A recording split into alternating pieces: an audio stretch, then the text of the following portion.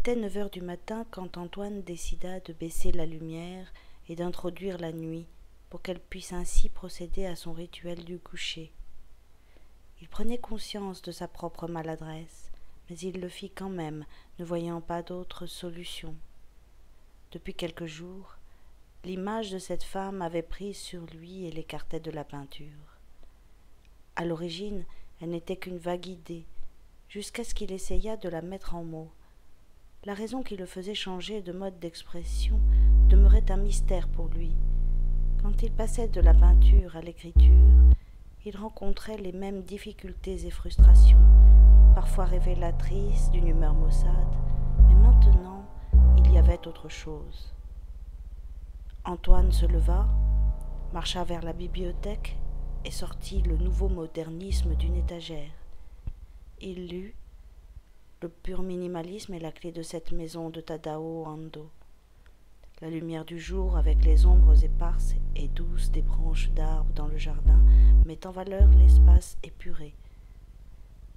Antoine regarda distraitement au loin durant un moment et reprit sa lecture. Dans la soirée, les fenêtres ressemblent à d'immenses toiles. Il imagina les lieux et pensa « c'est là que je la laisserai se réveiller ». Le béton lisse était l'environnement rêvé pour Lisa. Il se rendit compte tout à coup qu'il venait de lui donner un nom, comme ça, sans vraiment avoir eu à chercher. C'était un vrai nom, surgi de nulle part, qui correspondait pourtant à elle. Il le sentait. Elle, c'était Lisa. Impossible dorénavant d'en changer. Avec le nom naissait de façon inattendue une notion de responsabilité. Ce n'était plus une expérience libre de tout engagement. Lisa devenait presque réelle. L'image romantique du créateur responsable surprit Antoine. Il décida de suivre son intuition. Depuis l'extérieur, Antoine regardait à travers l'immense fenêtre. Les éléments carrés qui la constituaient ressemblaient à des sortes de cadres.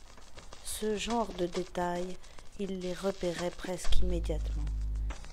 Il entra dans le living room en passant par les pierres de guet du bassin en travers de la terrasse. Antoine aurait pu éviter cela, mais il aimait ces dalles de pierre. « Pourquoi ne m'as-tu pas réveillé plus tôt » demanda-t-elle depuis la cuisine.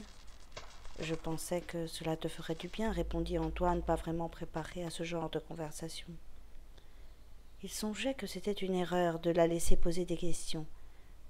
Tout cet échange n'était pas une bonne idée. Antoine décida de garder plus de distance et de ne plus prendre part à la scène. Il se plaça en dehors de son champ de vision. Lorsqu'elle revint de la cuisine, elle s'assit sur le sofa qu'Antoine venait de quitter. Elle réarrangea les coussins. Il ne semblait pas lui manquer. Antoine était appuyé contre le mur derrière Lisa et il l'observait. Il s'aperçut que le tableau qui se trouvait sur le mur opposé attirait son attention. C'était une grande peinture d'un cerf. Ce tableau n'appartenait pas à ce lieu, pensa-t-il, mais il ne pouvait plus le retirer à cette phase. Ou bien il le pouvait, mais il ne le faisait pas. Il regarda Lisa et se rendit compte de ce qui allait arriver maintenant. Lisa chuchota de la neige. C'était comme si le cerf aux aguets l'entendait. Lisa se leva, alla vers le tableau accroché au mur et effleura les giclures de peinture blanche dispersées au hasard à la surface. Elle caressa doucement le pelage du cerf. Dans son atelier, les récipients translucides avec un bouchon noir, le blanc de titane 009 de la neige et le noir ivoire 034 du pelage grisaille restaient intouchés depuis des semaines. Il se passa exactement 5 jours durant lesquels Antoine quitta Lisa et la maison. Que restait-il de ces 5 jours? Pas plus qu'un double espace dans un document Word intitulé Projet Lisa.doc. Un double espace durant lequel cette maison était abandonnée et n'existait plus, même virtuellement. Pendant tout ce temps, Antoine évitait la construction. Rien ne changerait pendant son absence. Cette certitude, Antoine l'avait acquise depuis son enfance.